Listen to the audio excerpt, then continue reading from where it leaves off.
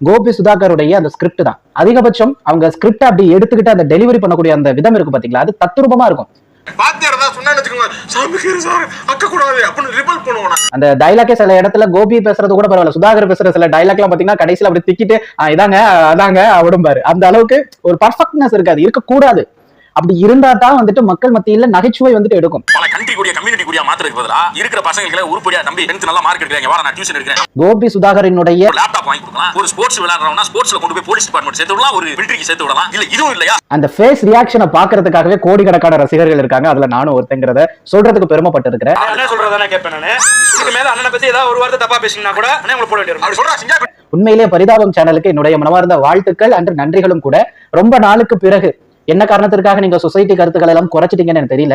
But இன்னைக்கு ஊடகங்களே ஒரு சில நியாயத்தை பேச வரக்கூடிய ஒரு சில சினிமாக்காரர்களை இப்ப பேசப்படல. ஏன்னா ஒரு ஜாதியை பத்தி பேசினா இன்னொரு ஜாதிக்கு வந்துட்டு நம்ம வந்துட்டு ஆப்போசிட்டா பேச வேண்டியதா இருக்கும் அப்படிங்கிறதுக்காகவே வாயை மூடிக்கிட்டு இருக்கிற இந்த